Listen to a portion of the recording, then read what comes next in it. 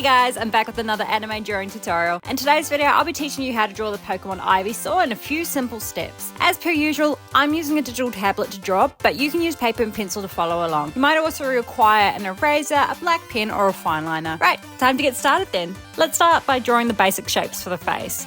In the center of your page, draw in a biggish size oval along with a triangle-like shape for the right cheek. At the top of the oval, we're now going to draw in two ears. When drawing these in, start by drawing triangles, ensuring that the sides as well as the tips are nicely rounded. Then, draw in the inner ear shapes like shown. After, remove the unwanted guidelines ready for the next step. Halfway down the face, draw in a curved horizontal guideline for the eyes. When drawing the eyes, use the starting points of the ears to ensure the placement is correct. Then draw in curved triangles for the eyes and add in the eye details like demonstrated. When happy with the eyes, draw in the creases, and just below the guideline, draw in the Ivysaur's nostrils. Now we need a mouth. So for this part, we will draw in the starting line like shown and then add in two little teeth, one on each side, ensuring that they are rounded and not pointed. From the left ear, we are now going to start drawing in the torso. This will be shaped like a square and an oval at the same time. To finish the shape off, ensure that it's flush with the line of Ivysaur's cheek. Let's start on Ivysaur's legs. So for this part, we will draw in the two front legs forming two rounded rectangular shapes like shown. Remember to have them facing outwards and in a slight angle. Then rub out the unwanted guidelines. For the back legs, we are simply going to draw in two curved lines just to connect everything together. When done, rub out the lines that we no longer need.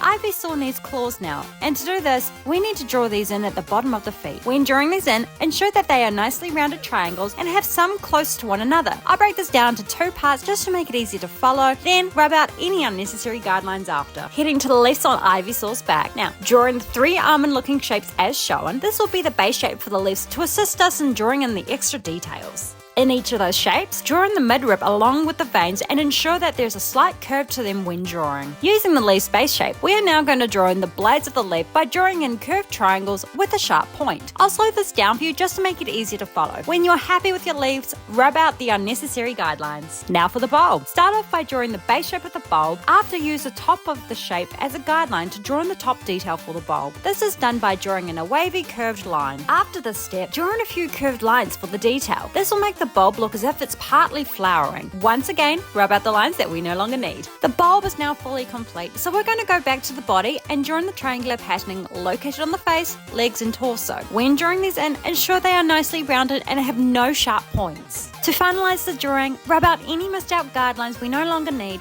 and outline your drawing. Remember, take your time when you're doing this. You can also use different pen thicknesses to create visual interest and depth to your drawing.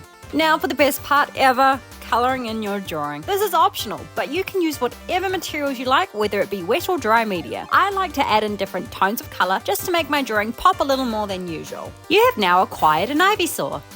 If you found this video helpful or interesting in any way, boop that like button and remember to subscribe for future drawing content.